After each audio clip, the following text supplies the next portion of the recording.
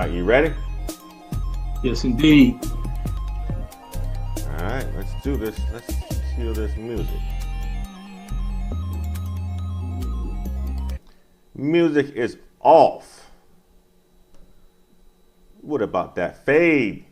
And we Yeah. are live. We are live. Check this out. Another episode of the On Their Journey podcast with your host, Antoine Wade. Tonight we have a very special guest of ours, Mr. Thomie Venisee. Mr. Thomie Hey. Venisee. That's right. That is Yes, right. yes, yes. You play a part in the TV. Tommy's in the house. Tommy's in the house. Absolutely. And Thomie is a director of client success at ADP. He has a degree in risk management from Troy University, where he played varsity football. He's a stud, an absolute stud. The guy holds records in Georgia for a wide receiver. He's a stud, man. He has an MBA from Georgia Tech. He also studied at the University of Beijing, as well as Cornell University. He is also a member of Kappa Alpha Psi. And I know Thomie. Yes, sir. Yes, sir. I know Thomie because we went to school together at Georgia Tech and we got our MBAs together and graduated together. Thomie, man, tell the people in the chat how you doing, my man. Man, I'm doing super fantastic, Antoine. I really appreciate you allowing me to join this platform. I've been following you since day one. Really stoked about what it is that you have going on here, man. And just a pleasure to be here with you. Absolutely, guys. So you guys know how this works. Let's make this thing interactive. It looks like we have quite a bit of people in the chat already. We have Mr. Curtis Davis in the house. We got James Colby in the house. We got PMD Drizzle in the house. We got Doug in the house. Man, we got a good little crowd here tonight. Thomie, Yeah, man. We got a full house tonight. Check this out. All right, so you know how this goes, guys. We got to play a little bit of this or that. So you ready, my man?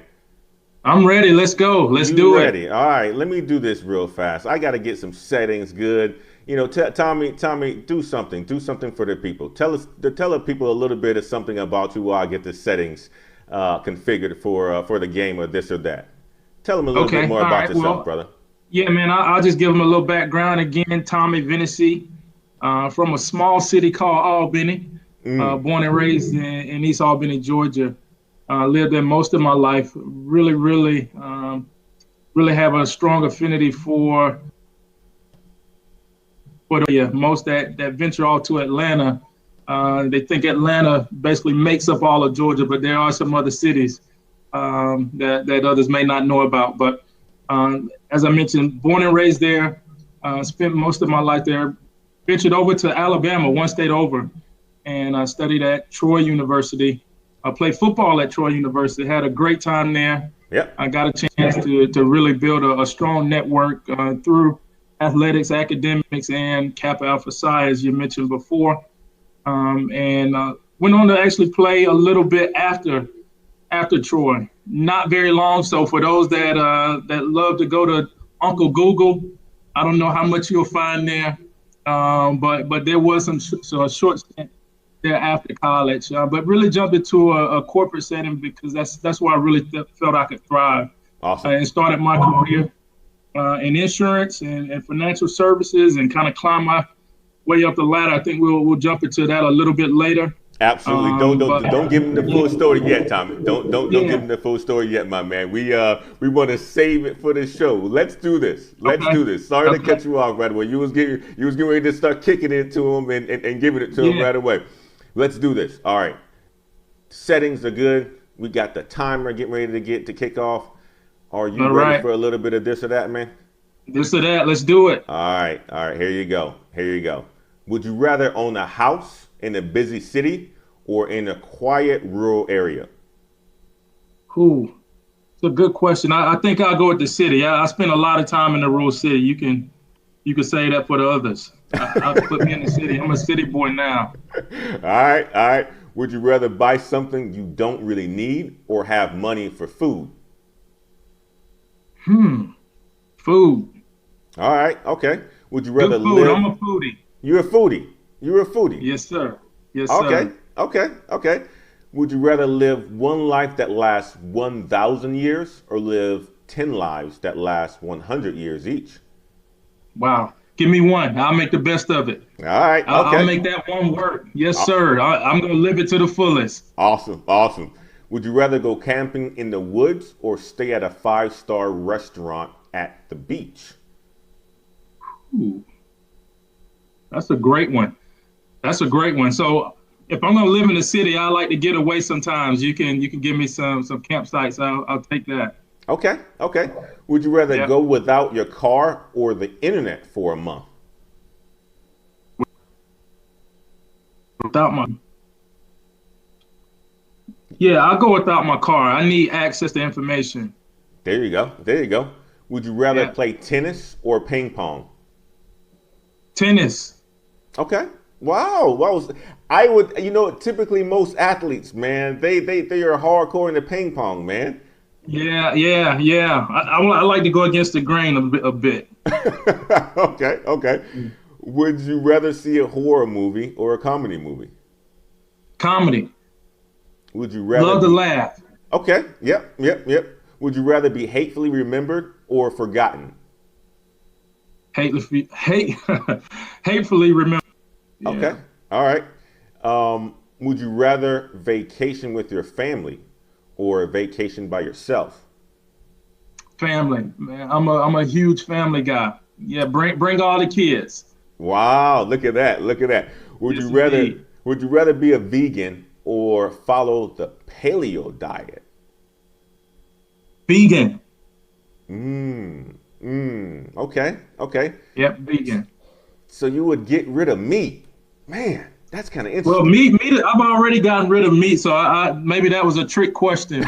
I haven't had meat in over a decade, so that's fairly easy for me at this point. Wow, that's awesome. That's awesome. Okay. Would you rather be a night owl or an early bird? Early bird.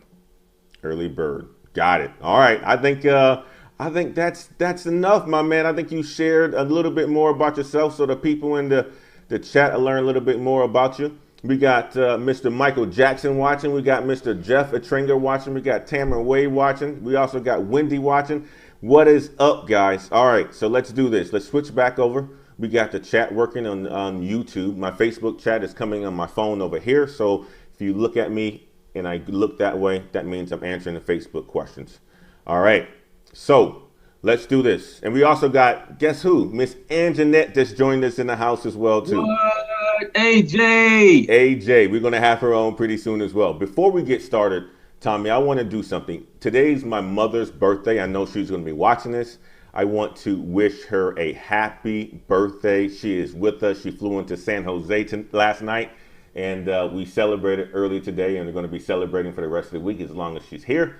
As well as one other brother of ours who's doing some very big things from Georgia Tech. Mr. Jerry Lewis was just promoted. He's taking a position at AT&T Oh, in Los Angeles. He'll be moving within the next couple of months. Man, we got some Black Hype members that are doing some exceptional yeah. things and My showing some brother Jerry, brother the Jerry, life of the man. party. Yes, sir. Yes, sir. Shanghai Jerry, man, doing some wonderful Yeah. things. All right, so let's kick it off. Thomie is the director of client success, doing some wonderful things at ADP. So, Thomie, tell the people your story, man. What and who is Thomie Venisee? Venisee.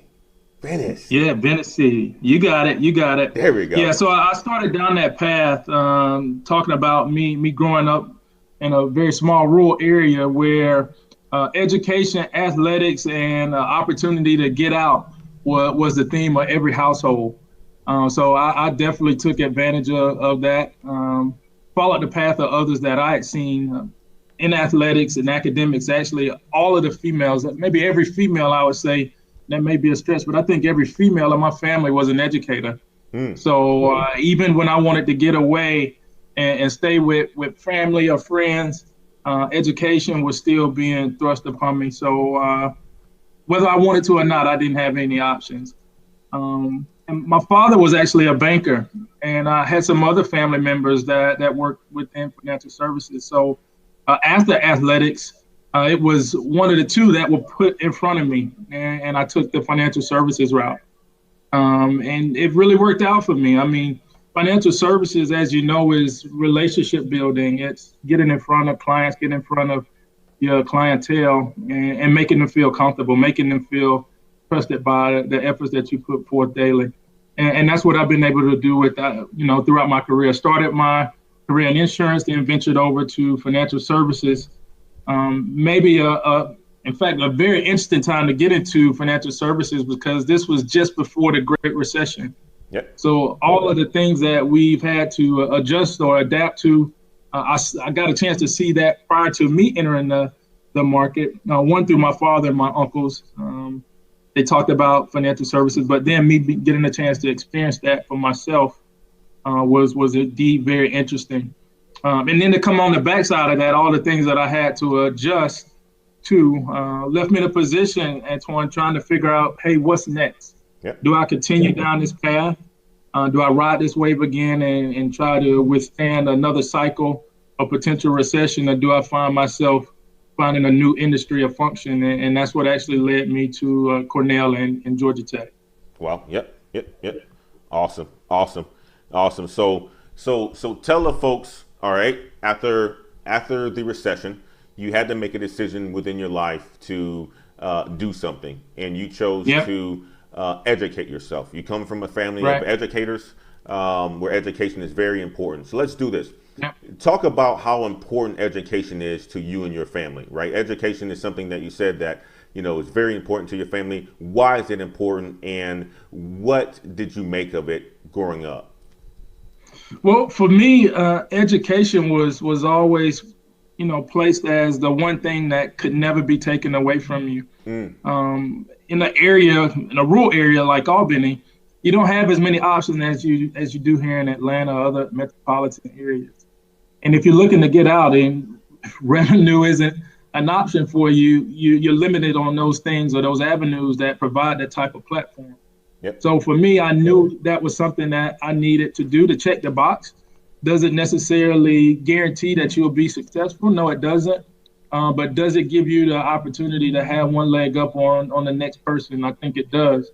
And that's what I wanted to do. So I took that same competitive athletic or competition spirit that had been put in me through athletics and applied that to academic. I definitely wanted to stand out.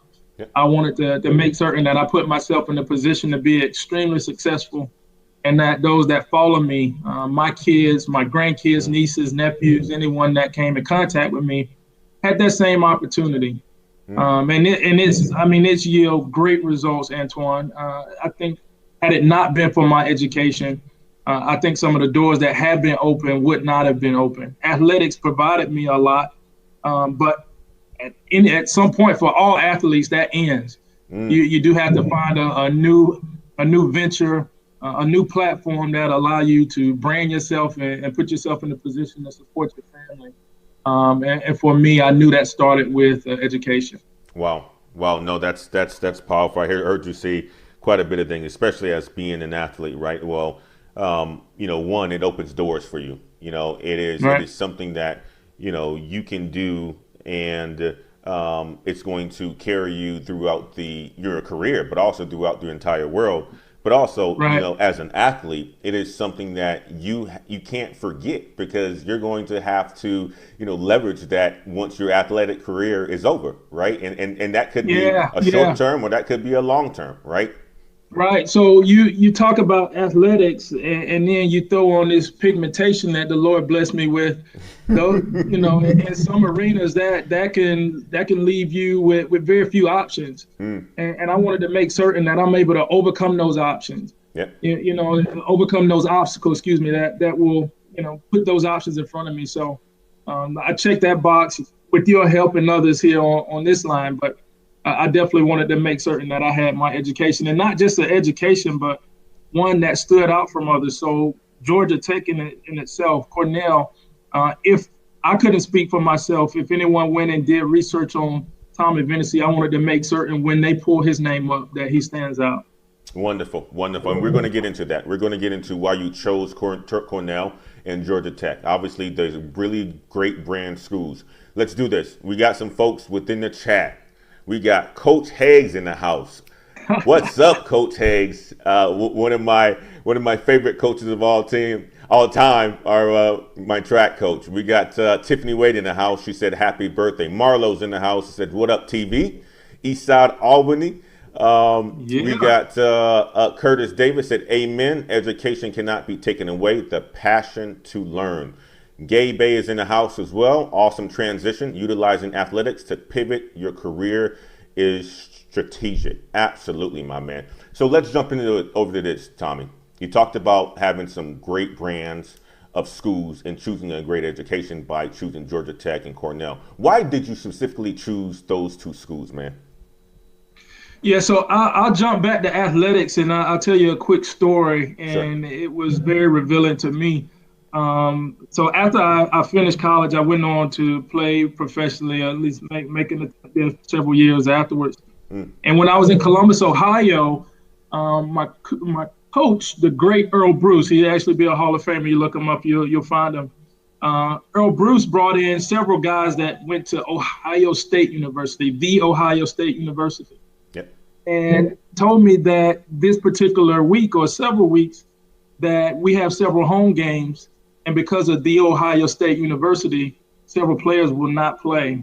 And to me, it just didn't make sense. I couldn't understand, and I felt I had I had all the skills, I had everything that they were looking for. We were winning, everything was going well.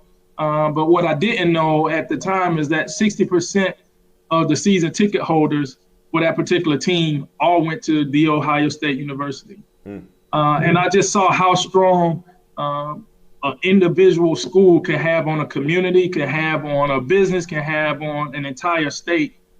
So when I came back to Georgia, I wanted to be a part of something like that. I had athletics that was able to speak for me for so very long. But now that I was not in that arena, I wanted to be a part of that type of network. I saw the type of power it had and totally change an athletic organization within 2 or 3 weeks.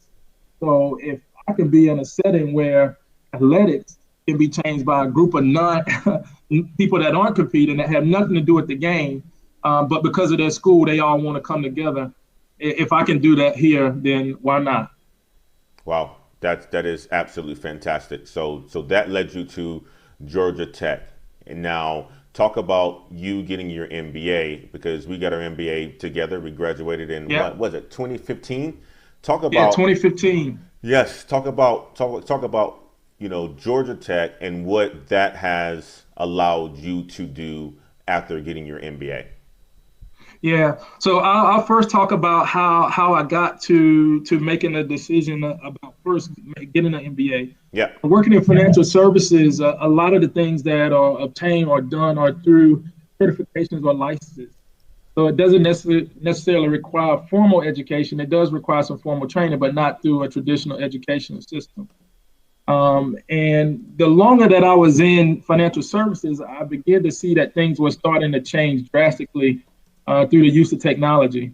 And for me that had been around athletics all of my life and just really building relationships, I had not leveraged CRMs, SAP, ERP. None of those acronyms made sense to me. It was NFL, NBA, MLB. Those, if you mention those 3 letters, hey, you can sign me up because I know what those mean. But all of these other terms that I continue to hear in our town halls and through our senior leadership team were foreign to me. Also, me as a financial advisor and financial planner, I noticed the plans that I would take, typically 3 to 4 days to develop, apps were now developing those within 3 or 4 minutes. And I just really saw an opportunity for me to now be on the other side of this information. I wanted to be a part of this change and not a part of those residual effects of those changes. Wonderful, wonderful. I think that was a wonderful thing to do, to choose your Georgia Tech as your MBA. Now, from Georgia Tech. Oh, before we do that, we got some folks in the chat that I want to welcome to the chat. Maybe this may be their first time joining us. So My aunt Sharon's in the house. My cousin Steve Byer is watching. Mr. Billy Rowe is in the house as well. My other brother, man. What is up, Billy? I'm glad you came in. Let's look at what some of the chats in here. We have Vernice Venisee Oh, my said hello, sister. Hey, Harry. yes, sir. Hello, Yes, hero. sir. We got Brian Venisee said hi, Tommy. Just linked in. Mario said Mario Antonio Knott. We also got Joshua Landrum. I finally caught another live stream. Welcome, Joshua. I'm glad you did catch another live stream. Yes, the stuff is actually going here. So Curtis Davis said Salesforce fastest growing CRM. Absolutely, absolutely. So now, Tommy, let's switch gears. Cornell.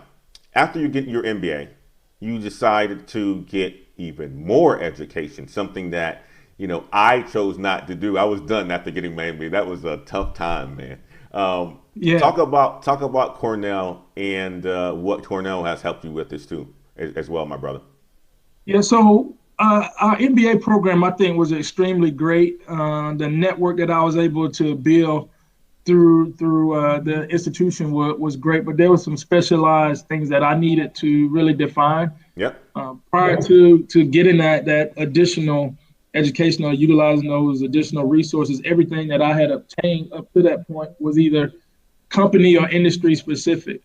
And I knew I was looking to make a change and break away from some of the things that I had been doing for the past 15 years. And didn't want to be a dinosaur, to be totally honest. And when I was wanting to make certain that I'm extremely marketable, because I don't have or come from a specialized field. Building relationships is what I do, and I've always done that throughout my career. But an accountant will be able to be an accountant within multiple industries. Those that work in healthcare, they can do multiple things. Those that operate within the technology IT field can be very flexible and do different things. Me building relationships, at least the way I've done it traditionally, is changing. And I wanted to make certain that I had a specialized skill that I could take with me. So global leadership, being able to leverage diversity, recognizing opportunities within organizations and building on those opportunities. One, to strengthen partnerships, increase revenue, and leverage our systems is what I'm able to do through that education. Wow. No, that is great. So with all that being said, MBA, well, let's start off with Troy University, being a great university, and also you playing athletics, going and getting your MBA from Georgia Tech, getting executive education at Cornell University. That has somehow led you to this wonderful career of client success and customer success. Yes, sir. So tell people what client success and customer success means to you, Tommy. Yes, indeed. So for those, one quick thing, man. My family, your family, we're so deep here, and I think it's because of your mother's birthday. I don't know if it's because of me, but I'm so happy that we have all of them here. We have all of Albany, all of California, Alabama, everyone's represented. So I had to say that. But customer success is if you think of client relationship or building relationship, there has been a method to that madness. There is a science, if you will. But this new methodology takes that to another level. You think of Six Sigma and Lean Six Sigma, process improvement. Those things have been around for a long time, but I don't know that there was a defined strategy or approach that any organization could take and implement within their workforce. Client success, customer success is a methodology that you can implement within any organization. So me coming in from a relationship building background, financial services specifically, and being able to help a technology company really leverage their resources, leverage their workforce, make certain that we're able to go in and help large organizations strategize and think about how they interact and engage on a day-to-day basis. For me, it's actually easy. It comes natural. I think that's one thing that I do well, and that's adapt to people and their personalities and really pull the best out of them. So success in itself, that name gets me excited. Just hearing the term gets me going, gets my energy going. But knowing that I can go and leverage that on a day-to-day basis and get people excited about being their best and doing extremely well, this takes that same athletic, that same competitive, really desire to win spirit and puts it in a corporate setting, allows me to maximize that daily. So I really enjoy it. Wow. That's wonderful. So, I've led large customer success teams before. I've actually started them as well too. And you're absolutely right. It's really about building the relationship with the customers and also partnering with them to make sure that they're getting the value out of whatever solution that it is that they bought from you or problem that Mm-hmm. you are rectifying for them or trying to rectify, and it gets Right, complete, right? And not only right. that, they maintain that relationship continues to maintain over a life period, right? Because the last thing you Yeah, want to right. happen is your customers to use a solution, and 5 years down the line, they said, I want to use some other solution. No, Right. that's where the relationship pieces of it come in at, right? That's how you help to build those Yeah, relationships. yeah. You said a couple of things, Tommy. You talked about adaptability, right? Mm-hmm. And how have you, and I think that's a skill that's going to be very critical in the future. If I think about the five top skills that's going to be critical in the future, I think it's flexibility, adaptability, the ability to communicate. Basically a bunch of stuff around soft skills, right? It's not going to be those Mm-hmm. hard skills anymore. Talk about how adaptability helps you within the client success realm. Yeah, so I think for me, that's one thing that has really allowed me to really thrive in this new atmosphere, if you will, of client success. Really having high emotional intelligence. Mm, If you look at IQ tests, traditionally that's been the cognitive ability to retain information or be creative. yep. But now we're looking at our organization and other organizations and making certain that emotional intelligence is also leveraged. So being able to adapt, being able to adjust. If you just think of things that have happened within our economical situation over the past 5 to 10 years, we've had to be extremely flexible and nimble. If you think of our culture as a African American male, always had to adjust. If you think of this city of Atlanta, Mm, we've had to make great strides and be very flexible and nimble. So for me, this is, like I mentioned before, this is something that comes quite natural. yep. But I do think it is a skill that does have to be defined, refined. It's defined once, be able to recognize it, but then refine throughout your career. And that's something that I've been able to do through your help, through Georgia Tech, through this platform. I'm able to continue to learn and always willing to take that extra step to make certain that, one, I'm recognizing where I'm not being flexible, and if I need to, making that adjustment. Awesome. No, that's great. That is absolutely fantastic. We got Mr. Ramon in the house as well, our classmate. He's in the house. Ramon. What is up, my brother?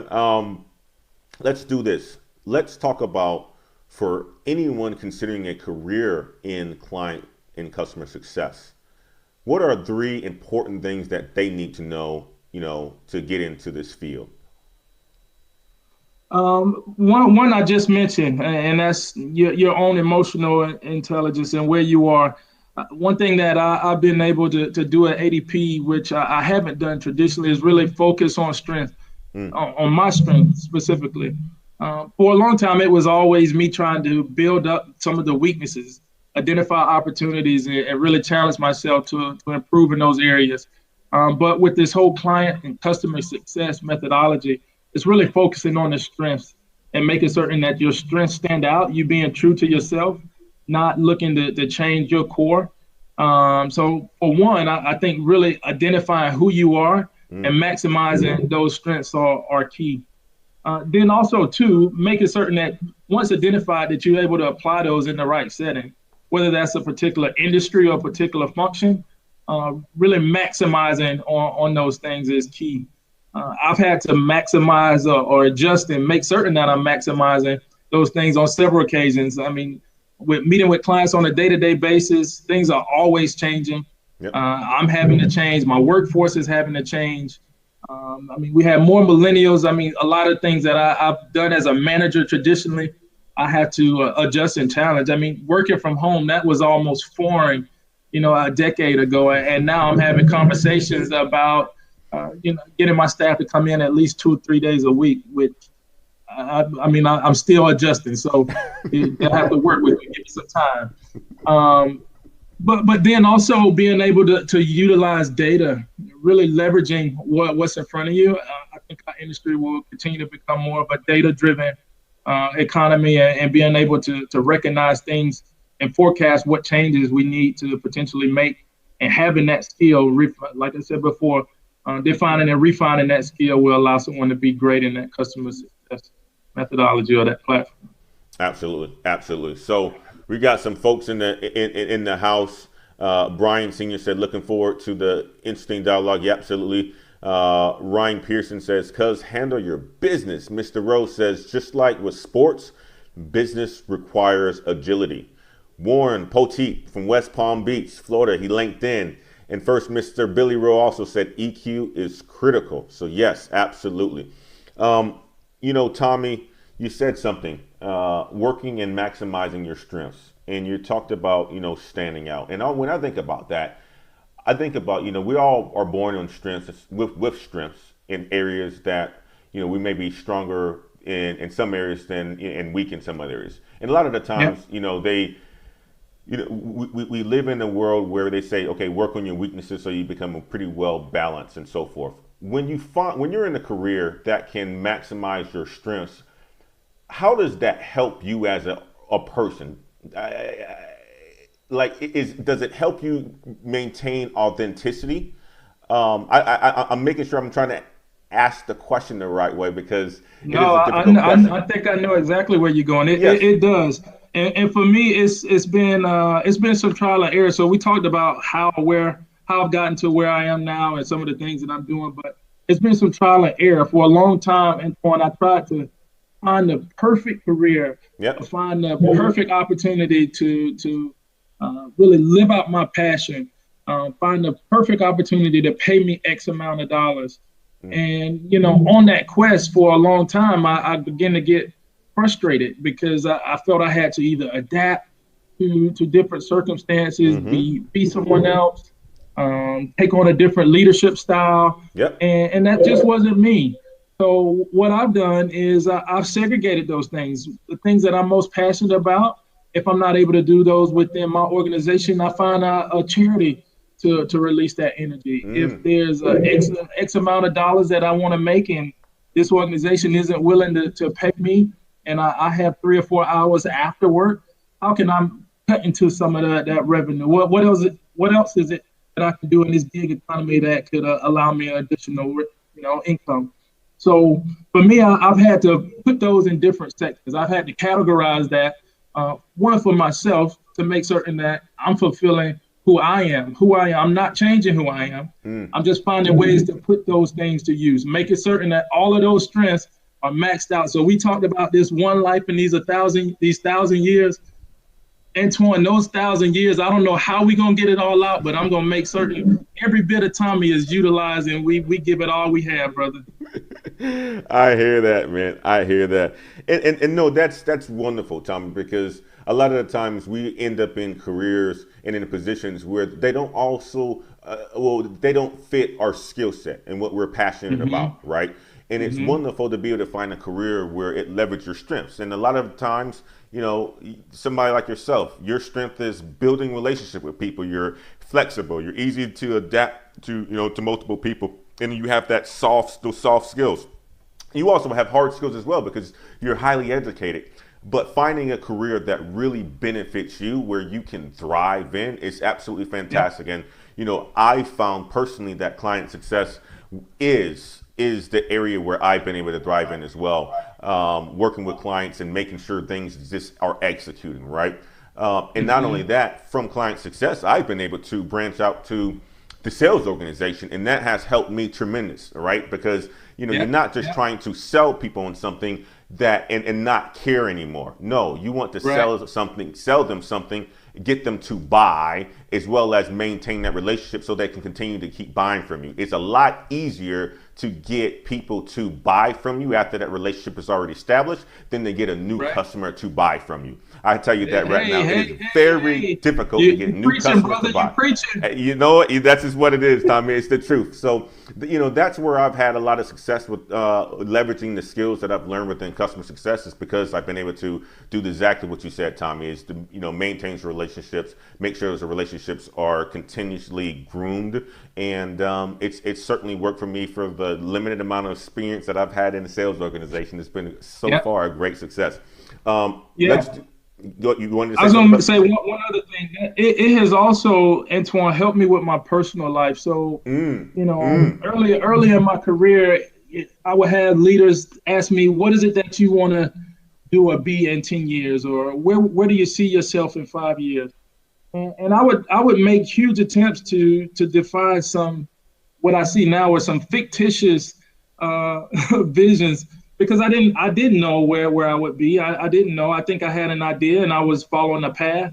But now I'm being much more nimble, reviewing those on a 24-month, every 2-year term. I look back to say, hey, okay, is this where I am? This is what I still want in my life. Is this most important to me? Are the circumstances in my life allowing me the opportunity to exert this energy in this field or within this realm? Or do I now need to pivot and perhaps consider something different? The entrepreneur spirit that I have, am I able to live that out as well as do some of the other things that I'm passionate about or charities and community events? Am I able to still participate in those? So as I continue to change, as I continue to mature and grow, I want to make certain that my career is also maturing and growing. And a 10-year time frame, a 5-year time frame for me is much too far. I had to narrow that back or dial that back a bit and make certain that, yes, I have a long-term goal, but every 2 to 3 years, I review that and make certain that I'm still strategizing. Moving on up, man. I like that. I like that. You used the term quite a bit, Thomie, so far. You used the term maxing out, man. Tell the people what maxing out is, man, to you. Oh, I man, love that term, by the way. out. That is a strong term. As a matter of fact, I'm gonna steal that from you. I'm gonna steal that from man. you. Hey, and I got a couple of my guys here on the line that taught and showed me how to max out. Corey, Joyner, Mario, Nazian, some of these guys that I learned some of these skills with were at a very young age, man. So we come from a rural area where hard work is ingrained in you, and max out is what we're always looking to do. Okay. And when you meet any other male as a kid, it's like, hey, what's your max? What's your max? What's your 40? Hey, and if it wasn't even close to yours, the conversation was over. There's nothing for us to talk about. Like, find you another person and start a conversation there. But I've taken that same energy, Antoine, and applied it other places. And I'm always trying to max out because I think all of us have a purpose. There's something that all of us should be doing. I talked about our strengths and really focusing on those strengths and not putting the opportunities or those challenges, things that we have aside, but focusing on who we can be, the best person that we can be. How can we get the best out of every single day without failure? In any way, whether that's family, whether that's with your occupation, whatever it is that you're passionate about, your faith. If that's something that you're passionate about, are you maxing out every single day? If you're not maxing out every day, there's nothing for us to talk about. We should just stop and you find a new friend to discuss it with because you shouldn't be a part of my network. I love it, brother. I love it. Ooh. We got some more people in the house. We got my cousin, Mr. Dennis Wade, in the house. We got my mother-in-law, Mama Bayer, in the house watching as well. Hi, Mom. I'm hoping you're having a great day. No, that was preaching, Thomie. I love it, man. I absolutely love it. And Corey, so Brian Venisee says, you inspire me. I'm proud of you, brother. You have a lot of people on this that are proud of you as well. Gabe A said, don't talk bad about us millennials. We're trying to get like you brothers. And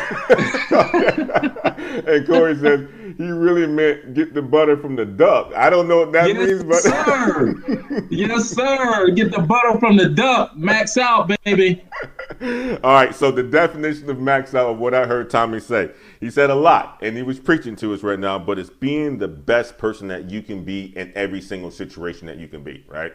That's what I would say max out is. It is the true definition is being the best at everything that you do, being the best at everything you try, and just overall in life in general, man. It's about pushing yourself. Hey, and I want to say this too, Antoine, which I didn't before.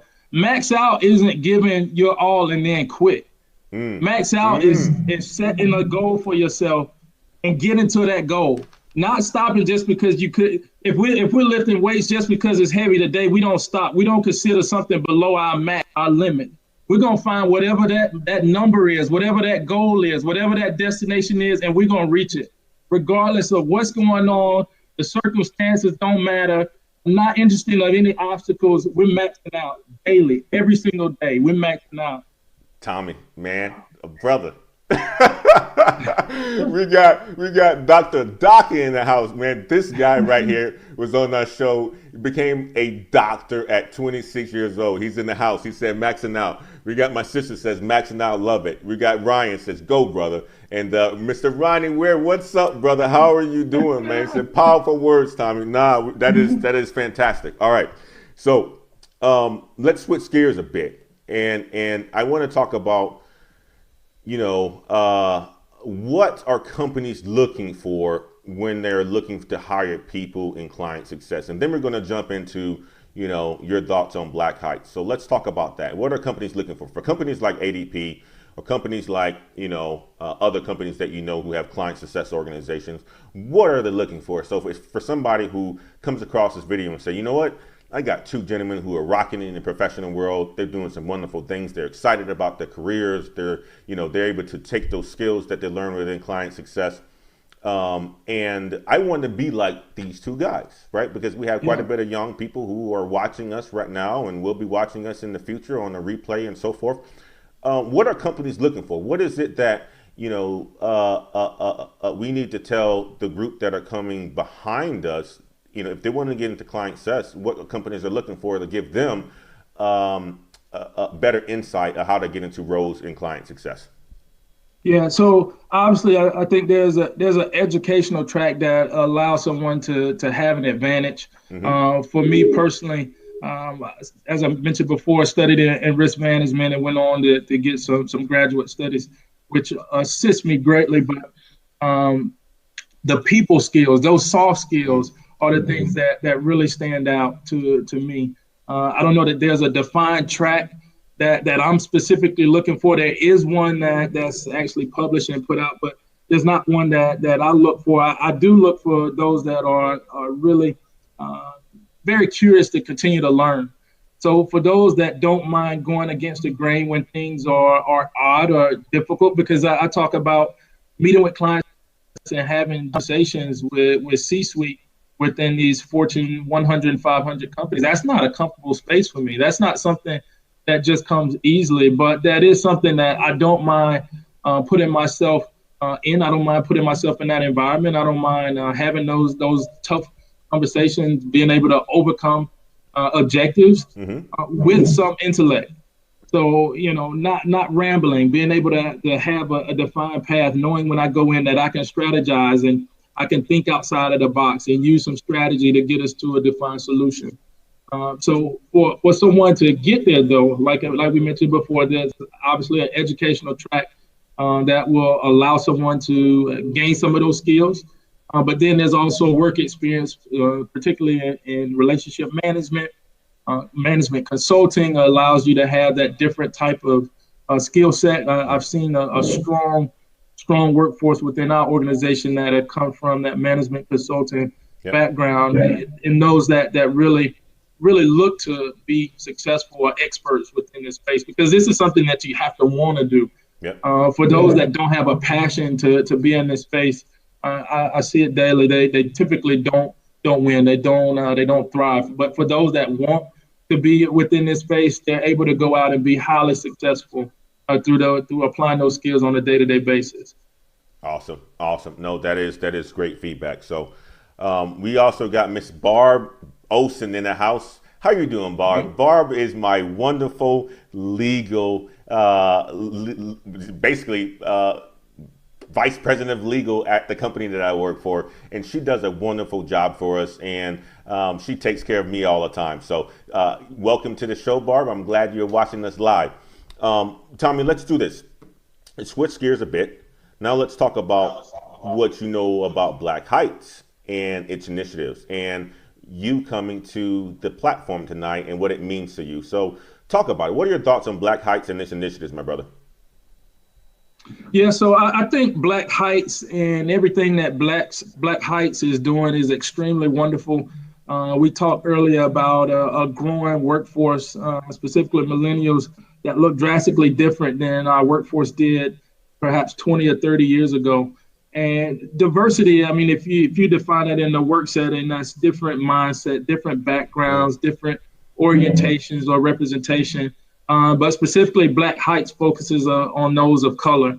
Mm-hmm. For us here in the Atlanta metropolitan area, there's no shortage of those that look like myself and you as well, Antoine. But when you start to venture outside of this space, you really find yourself in, I guess, a area of minority, a larger area of minority. You don't see as many represented, at least at the mid to senior level leadership that look like us or come from our background. So I think this opportunity that you're providing us, one, to learn, speak, and seek out information from those of color is extremely great.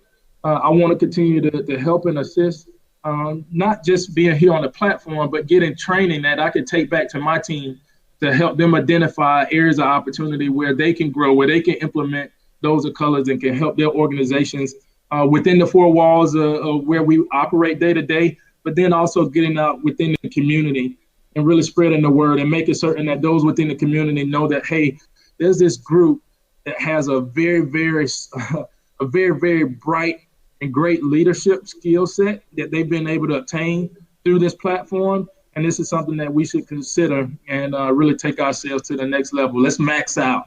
Let's go Absolutely. ahead and max out and get a part of Black Heights, baby. I love it. I love it, Tommy. I love it, man. And that's the thing, right? It is the key is diversity. And one thing, that Black Heights stands for it is diversity. It's true diversity. If you look at the overall platform, you'll see people from all different backgrounds, all different, industries coming on here to share their stories. It doesn't matter what color, what race, religion you are. We are true diversity. We do have a vision because, in an area that I am in corporate America, I do see, and not only from my vision, but from statistics, there's not many African Americans in middle management to senior leadership positions. So we can learn from each other and bring some exposure to help and show people of color and people and other minorities how to take a path that's going to help them continue to move up in the corporate ladder or nonprofit ladder. And that's what Black Hat stands for, my brother. And it is a platform that brings leadership. It brings people who are relatable, Right. and would give you a path to success. So absolutely, brother. That was was a good story there, brother. Yeah, I think there's some things, and I didn't mention this before, but I think regardless of industry or function, Yep. there's always a spoken and often unspoken language that we have to adapt to. For Absolutely. me, within financial services, I joined an industry that did not look like me. In most cases, did not come from my background. But I had to be adaptable, as you mentioned before. There's a certain type of way. There's a way that we present. There's a way that we articulate things. Information that's put out, we digest it differently. Yep. So being able to recognize that, make those changes within yourself. One, whether you want to or not, if you want to be within this space, these are the things that you have to be open to doing. So being able to come here and identify you've helped others on this line, have helped me see those opportunities to make changes, look at myself, recognize those strengths, and really go after those. Absolutely. It's about maxing out, brother. It's about maxing Max out, out, man. baby. All right, so we're coming up towards the last couple of questions, and this chat, I must say, let me just check in here. All right, this chat has been very, very quiet. I'm like, we have TNT Georgia says, great stuff, giant mentality. We are Dascoffy, max out. We have some great people in the chat. Not very many questions, I guess. Guys in the chat. This is interactive. If there are any questions you want to know about, Tommy, about client success, about what Black Heights does, feel free to make this interactive and ask questions. I see a lot of comments, absolutely, because Tommy is preaching, and we have a wonderful crowd here. But ask questions, certainly. We're coming up towards the end, but we'll certainly try to get to most of those questions. So if you have any questions, please drop them in the chat. Okay. Let's talk about this, Thomie. You're having some wonderful success within your life. And matter of fact, you didn't tell the people your entrepreneurship side, right? Yeah. We're all working in corporate America today and Right. also are doing some things on the side, entrepreneurship. And that's me. That's what Black Site is. You know, after 6 o'clock p.m., that's where I spend my time, you know, focusing and growing the business. You are an entrepreneur as well. Tell people a little bit about that, and then we're going to make a quick pivot to how do you balance that all, Thomie? Balance work, life, and family, because it's a lot. It is a lot of work. Yeah. I have my mom who's celebrating her birthday in the room. My wife is celebrating my mom's birthday while I'm working tonight. Of course, they're watching the show. But talk about this entrepreneurship, how you got into it, what you're doing, and next thing you know, talk about how do you balance it all? Because it's a lot of work. Right. Yeah. So coming up and growing up in Albany, I talked about these males within my family as well as these females that had a defined corporate track, whether that was education or through some other avenue. But something that I also saw within all of these individuals was another stream of income, another way to make money. So my family comes from a long line of sharecroppers where, you know, everything that you need comes from the land. Everything that you need, you can get from the next man. That's how we survive. And as we continue to venture into these different boardrooms and offices, we never let that go. We never got away from these things that we had always done. So for me, it was something I had seen all of my life. I just didn't know what my avenue was. I didn't know where I could potentially fit in or what it is that I could do to really make certain that I'm getting everything that I can out of each day. And while at Georgia Tech, you know, I was presented an opportunity to make a small investment, which I did into some real estate. And, you know, I brought maybe 1 or 2 properties and felt that, hey, I'm living the dream. I'm doing great. I'm now in the real estate game. But the more that I was around individuals at Tech, I was challenged to do a lot more. I mean, I would talk about some of the things that I was doing. And much like a kid, when they told me what they were doing, I felt I wasn't maxing out. I was behind the 8 ball. I said, I need to catch up. I mean, we have guys, you know, C-suite within my class sitting next to me that has 2 or 3 companies that he's running outside of his 9 to 5. Yep.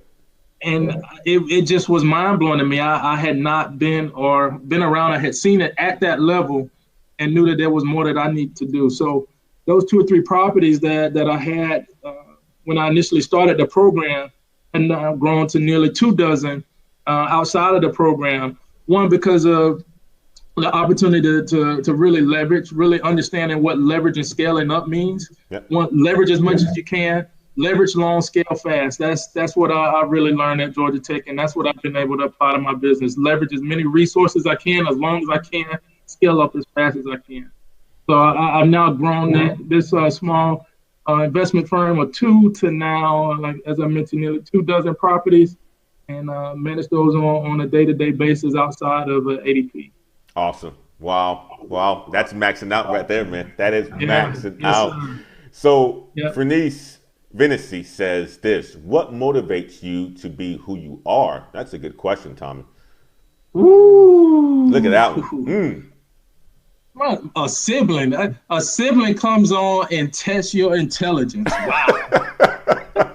You know they have to do it. They have to do it. No, that is a great question. But what motivates me, I think, really, to be totally honest, Antoine, is what's deep down inside of me. There's something that was inside of me before I knew what was inside of myself. And the more that I operate within my zone and really operate within my passion and my energy, it's something that you feel. You don't have to go searching for it. Once you find it, you can really see that now I'm operating and doing the things that I should do. So it was family, one, pulling those things out. It's kids, my children that really motivate me. It's my network that get me going on a day-to-day basis. But when I really think about it, it's something deep down inside of me. For me, it's the Holy Spirit, is God that drives me on a day-to-day basis. You call it energy, the universe, Allah, but it's my faith and my spirit that motivate me day to day to be the best that I can be, because I know it's not just about me. I know that I'm living and leaving a legacy for someone else that will outlive what it is that I do day to day. But I know I have to do my part right now, and I've seen others do that before. I come from a family of sharecroppers, as I mentioned before, those that walked and marched with Dr. King, not alongside with him, on a long line, but that actually had him stay in their house, that lived with him when he came to visit Albany, Georgia. So for me to know that I have a legacy like that, I would be selling myself short to not put in everything that I can, day in and day out, to make certain that my kids, grandkids, have also this legacy that they can move on and carry on throughout their lives. It's not just about you, it's about the rest of them that's coming behind you. That's what it's about, my brother. I love it, man. I love it. All right, Tamara Wade says, this is my sister. Of course, you know the siblings always have to test. They always have to test, man. She has a great question. Check it out. When a challenging situation arises with a customer, what are the steps that you take to work through it to maintain customer success? Ooh, good question. Ooh.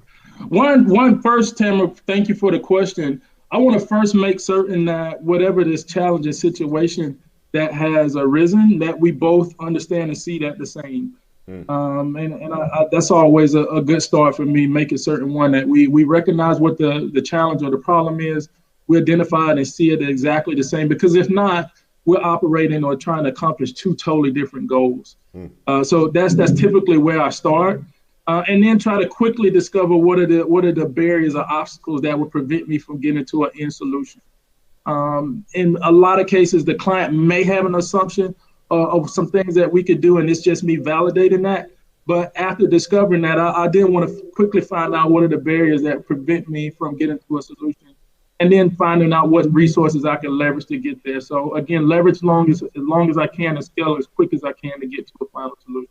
So those are things that I typically do, Tamara. I appreciate the question. Awesome. Tamara, he just gave you some game. He just gave you some game. Okay, so one other question that just came in is, how do you define success? Wow. And that's my business partner. So we talked about real estate and me being able to do all the things that I can. That's one of my business partners there. So there, I'm for that question, because we talk about it all the time. But tell him again, Tommy. Tell him again. Yeah.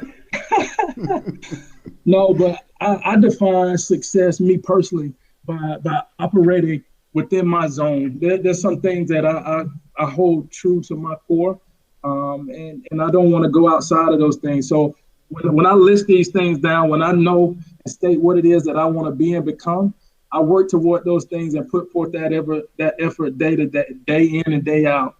For me, that's success, because I know, and as an end result, residual effect of me putting in that work, someone will benefit. If not myself, someone else will benefit from these efforts that I'm actually putting out day to day. So for me, giving it all, maxing out every day, and I said it probably 10, 15 times. I may say it a few more before we leave, but maxing out every day, giving it all that I have through my faith, through my family, through those that are closest to me and my network. That's me defining success. Awesome, my man. Okay. So with all that you have going on, you have your, director at ADP in the client success organization, flying around the world, making clients happy, making sure that they have success. You have, a business that you're running, that you've grown and you're scaling, continue to scale. How do you balance that all with, the work? You have two jobs. You're your own CEO for your company, as well as you are, a corporate man as well. You have a family. How do you balance that all? What are some tips that you can give to people on how to balance it all, my man? Yeah, so I have to first go back and talk about when I was not able to greatly balance it at Georgia Tech. And I told you this story, and I don't know that I shared it with everyone here on the line, but at Georgia Tech, during that same time, obviously working a full-time job as VP of Wealth Management at SunTrust. I was also, as you know, managing on our global strategy project through Georgia Tech, Moscow, Russia. was trying to get a real estate company off the ground. My mother had just recently been diagnosed with stage 4 pancreatic and liver cancer. Was trying to raise 2 kids of my own, and then trying to actually manage a marriage that was on the rocks. Which, I mean, any of those things, you take your pick, and I think any of those are difficult to overcome. But I had to do it. It was something I could not do otherwise, and I went into it trying to manage it as I had managed everything before, and that's go to work from 9 to 5, get off, and do everything that I can from 6 to 12, and hopefully get some rest and get up and try to do it, the next day. And it just didn't work.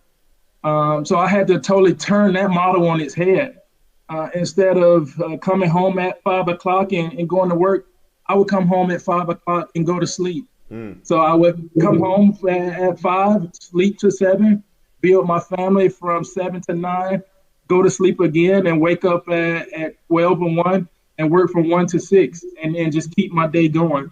So I know we talk about this six hours a day of rest that's needed. I didn't get it in one setting. That just didn't work for me. Yep. I tried it for nearly 2 years, and it just didn't work. So I had to change everything that I was doing. I had to change my eating, my diet. I had to change how I manage my daytime, my family day to day. The time that I spend with my kids, I had to change. The way that I manage my real estate had to change. The way that I speak with my staff had to change. Everything that I was doing at that time, I had to change. And it was trial and error. But through that trial and error, I found something that was really great. It just really worked out for me, and this allowed me to continue to push on. So I talked about ADP, and I talked about the real estate company. What I didn't talk about is a small boutique consulting firm that I also support in Cincinnati, Ohio. So there's actually 3 jobs, Antoine, that are going on currently. And through that process, I've learned to manage my day. I do this in increments. I put things within certain time frames. When I can't do anything outside of that, I stop. When it's family time, I stop. Social media, I stop. Everything that has its segments or its seasons, that's when I operate within that space. When it's time to stop, I stop completely. That is wonderful. Managing your time effectively and efficiently. You have to put those priorities first. You have to make sacrifices, and you have to be flexible. And no, there's going to be times where you're not going to be able to get sleep all 6 hours at one point in time. I hear you on that one. I hear you on that one, man. Absolutely. That is wonderful. A wonderful tip to the folks who are in the chat and watching the video. We got some other. I'll say this too, Antoine, that for anyone that's looking for balance, your balance is your balance. Your diet is your diet. Your family is your family. Me spending 20, 30 minutes with my child throughout the week and spending 3 hours with my child on the weekend works for me. Some people have to spend it on a given day or within a given time frame. I would hate to try to give someone a defined model for what work-life balance is, because everyone is different. But for me, I segment things that way. I know within this given time frame, I'm giving it that all, my all. I'm dedicating that time to that scenario. And when or if it's off balance, I need to now recognize, hey, I didn't spend this time during this segment. I didn't get these things done. What I will do now is first apologize that I didn't do it, and make the corrections, and make certain that I now do that moving forward. Segmentation, owning up to mistakes, but also knowing that what works for you has to work for you, right? It is nobody can tell you what you need to do and what your balance is. You have to be able to figure that out. And a lot of people use scheduling and techniques like Thomie talked about, tweaking it, segmentation. There's a term that you actually use. And making sure that you have those priorities built into your life, because they are important. Mr. Tasio Fastcrest, that's my brother, man, from Florida. What's up, T? How you doing, my man? Thank you for joining the chat, my brother. Let's do this. So we got one question that's left, or one question on my, this interview that's left. But we also have some folks in the chat, and I definitely want to get to those because there seem to be some very good questions here. Let's do this. Thomie Venisee says, "What is one word that would define you up to right now?" Ooh, boy, whoa! Your siblings They are making you work tonight. Man. See, these educators, they come in and they try to inflict intellect on anyone, and they want something back specific, to assess me. I didn't know I was on. I didn't know this was a test tonight. But one word to define me. Let's see. Chameleon. Mm, adaptable. Yeah, yeah, chameleon. So they can drop you off in any country, anywhere. Tommy's going to be able to blend in and get it done. That's what I think of Listen, a chameleon, man. listen. I grew up in East Albany, Georgia, and for those that don't know, you can look it up. But I grew up in East Albany, Georgia. Went to a predominantly white elementary and middle school. Left there and went to a majority all black, not majority, but all black high school. Mm, I left there and went to Troy, which Troy mirrored my elementary and middle school, and then went on to work in an industry that looked the same. Um, so just in those experiences, those alone for any individual, I think gives you a unique perspective. Let's take a step back. I grew up in, again, Albany, Georgia, which at the time was it wasn't a very wealthy area. I'll just say that, when not a lot of opportunity given within that space. I worked in the industry where I was maybe the second or third within 250 people that had been in that space that looked like me. mm, So, I mean, there were a lot of different things that I had gone through. I've lived in Europe. With you, I studied in Asia. yeah. I went to school in Alabama. I now live in the 10th, I think it's the 10th largest metropolitan areas within the U.S. So, I mean, there have been a lot of different experiences that have helped shape me to be who I am as we are, as I am today. But I think being adaptable, being able to change, be flexible and nimble, I think that's actually one of my strengths. So Yeah. that's how I would define myself today. Wow. That is a great strength to have, Tommy. I tell you that right now. We share a very similar experience growing up from a standpoint Yeah. of being that, seeing two different sides of education, seeing two different sides of schools, growing up in this part of a town, and transitioning to this part of town, going to this sort of school.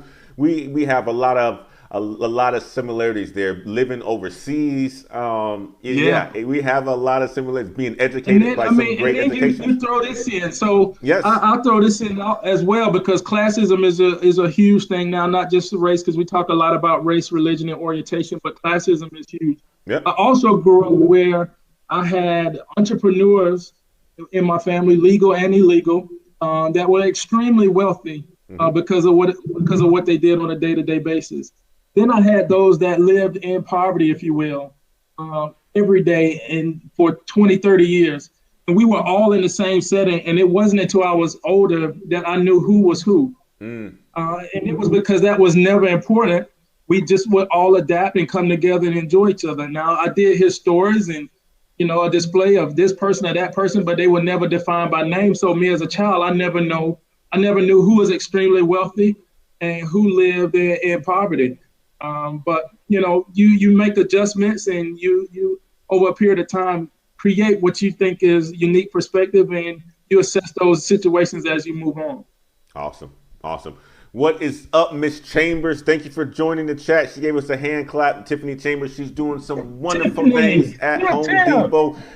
Tiffany, we got to announce the promotion. We got some people that are doing some absolutely fantastic things, and we just need to be able to celebrate that. What's up, Josh? Thank you for joining the chat, my man. Haven't talked to you in for a long time. That's my UWM brother, my football brother. We call him Jeremy Shockey.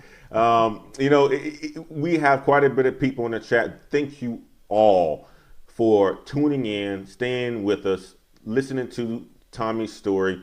And Tommy, we're going to wrap this thing up with this question here, man. Since this is the last question that I have for you, preach to him, my man. What, for anyone that comes across this video, or anyone that's just joining to watch this video, what are 3 takeaways that you want to share, that you want to resonate with the folks that are in the chat watching the video tonight, my man? So first, and I mentioned this before, really being true to who you are, and being true to who you are can come from a couple different places. I talked about myself, mine really coming from my strong faith. That drives me day to day, that motivates me day to day. But really being true to who you are. We always hear as as kids, not adjusting or conforming to your surrounding, but being who you are. I would first start there with staying true to who you are. Secondly, as true as you are to yourself, being able to also look at yourself and say, hey, do I need to make the change here? Is this current setting? Do I need to adapt and perhaps do things different than I have before? What we may consider right today, tomorrow may not be as well as accepted, may not be well accepted. So we have to be extremely adaptable. But then last, and this will probably be my last time saying this, but max out in everything that you do. Max out daily. If it's work, max out. If it's play, max out. If it's with your family, do everything that you can to its limit. And if you haven't reached the limit, don't stop.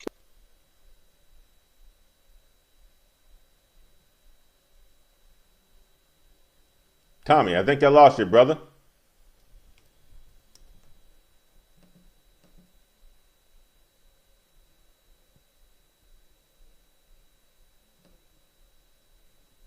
All right, we're having a bit of technical difficulties there. Let's make sure that we can get Thomie back on. He was giving us the three main points, right? Being true to who you are, being adaptable, and not only that, maxing out daily and maxing out in everything that you do. Thomie, you're back now, but we lost you for a little bit, man. We had a technical hiccup that came through. You were talking about maxing out on the last point. All right, now you cut out for just a bit. So reiterate that last point, my man. You got to reiterate maxing out again. We can hear you again now. I can hear you now, brother.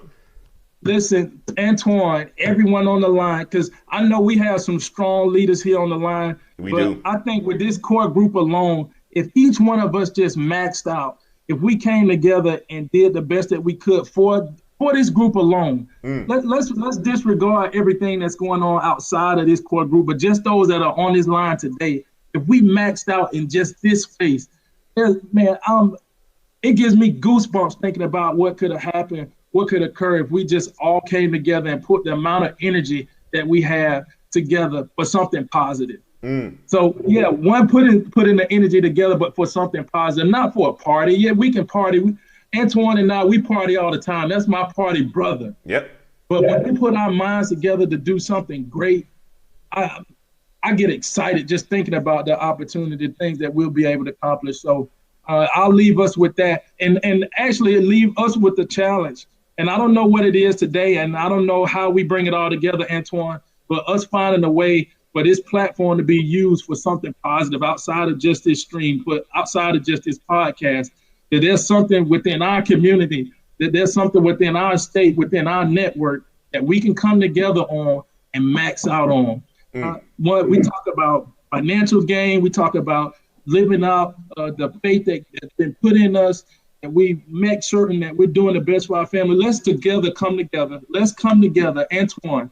Let's come together and do something positive. This core group where we all can see the benefits of our efforts. We changing the world, brother. We changing the world. Yes, you sir. maxed out so hard. You maxed out so hard to where you maxed out the feed, man. Come on, brother. Mr. Rose said, Billy Rose said he maxed out the signal. Dr. Dawkins said he went past 10. He maxed out at 11. It shut the whole YouTube down. And Mrs. Tamara Way said, need to be on the shirt, max out daily. I will definitely rock that. Yes, I certainly will as well. That may be another logo for Black Heights. I mean, check this out. All right, so I had one of my good brothers do something for me the other day, and they came up with a representation of what Black Heights was, and it was into this brand. I'm gonna do a quick flip to let everybody see it, but there's multiple colors of it, but here's one of them right here, guys. Give me a thumbs up if you think it's awesome. Give me a thumbs down if you don't like it. But I'll let you guys be the opinion maker right here. Check it out. What do you guys think about that? Look at that. Founded in 2018. What do you guys think about it? Thumbs up, thumbs down. It represents excellence. It represents excellence. It represents diversity. It represents maxing out. I love it. Tell me what you guys think. Let me flip it on back to myself and Thomie. And, you know, Thomie, thank you, man. Thank you so much for jumping on the chat tonight. Man, dude, I can't thank you enough for coming on, telling your story, sharing your story, being a leader that you are. You know, telling about your growth, your exceptional excellence, and rocking with us tonight. And everybody in the chat, guys, thank you so much for supporting. Obviously, the YouTube is growing, the channel is growing, the Facebook feeds are growing, the views are growing, the business is growing. We're getting a lot of people talking about it, the business, and you know, business is good. And we're a very young company, so I can't thank you all enough for dropping in and supporting and being a good representation of what excellence is. And that's what it's about. It's about maxing out, Thomie, man. I love it, man.